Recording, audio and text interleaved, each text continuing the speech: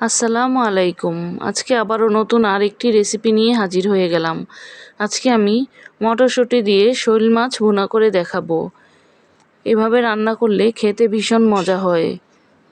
চাইলে আপনারাও এভাবে আমার মতো করে একবার ট্রাই করে দেখতে পারেন। প্রথমে আমি একটা আস্ত শোল মাছকে কেটে ধুয়ে পরিষ্কার করে নিয়েছি। এবার চুলায় প্যান বসিয়ে তেল দিয়ে দেব। সাথে কিছুটা পেঁয়াজ কুচি দিয়ে দেব। পেঁয়াজটাকে এবার তেলের সাথে একটু ভেজে নেব। স্বাদ মতো লবণ,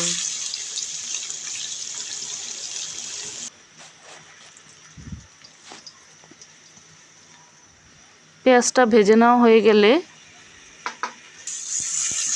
1 চা চামচ রসুন বাটা দিয়ে পেঁয়াজের সাথে একটু নাড়াচাড়া করে নেব যেন মশলার কাঁচা গন্ধটা চলে যায়। এবার সাথে 1 চা চামচ হলুদের গুঁড়া, 1 চা চামচ লাল মরিচের গুঁড়া, আধা চা চামচ জিরার গুঁড়া,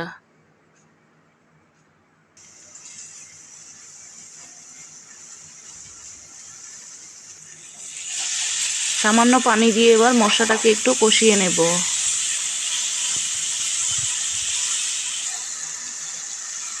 সাথে একটি টমেটোকে আমি এভাবে করে কেটে দিয়েছি। বড় সাইজের একটি টমেটো আমি এখানে কেটে দিয়েছি। এবার মশলার সাথে টমেটোটাকে একটু ভালোভাবে কষিয়ে নেব। মশলাটা কষানো হয়ে গেলে এখানে কিছুটা মটরশুঁটি ও কিছুটা পেঁয়াজের কলি দিয়ে দেব। আমি এগুলো ফ্রোজেন করে রেখেছিলাম, এগুলো দিয়েছি। এবার এগুলোকে একটু ভালোভাবে কষিয়ে নেব। মটরশুঁটি ও পেঁয়াজের কলি কষানো হয়ে গেলে আমি এখানে কেটে ধুয়ে রাখা শোল মাছগুলোকে দিয়ে দেব। দিয়ে একটু কষিয়ে নেব।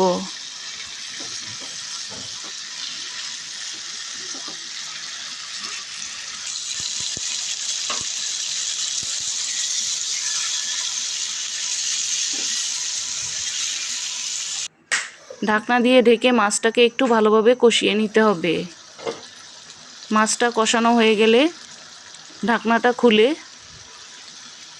মাছগুলোকে একটু হালকা হাতে উল্টে পাল্টে দেব যেন মাছগুলো ভেঙে না যায়। এবার সাথে 1 কাপ পানি দিয়ে দেব।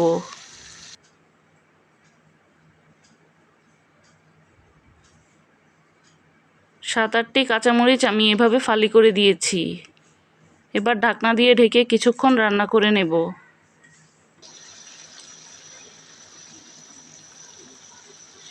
মাঝে ঢাকনাটা খুলে একটু নাড়াচাড়া দিয়ে দেব।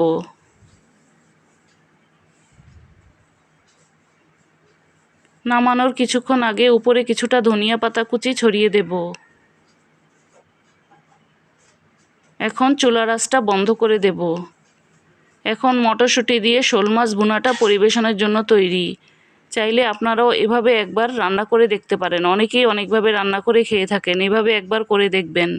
ভিডিওটি যদি ভালো লেগে থাকে একটি লাইক দিবেন। নতুন নতুন ভিডিও পেতে আমার পেজটিকে ফলো বা সাবস্ক্রাইব দিয়ে পাশেই থাকবেন।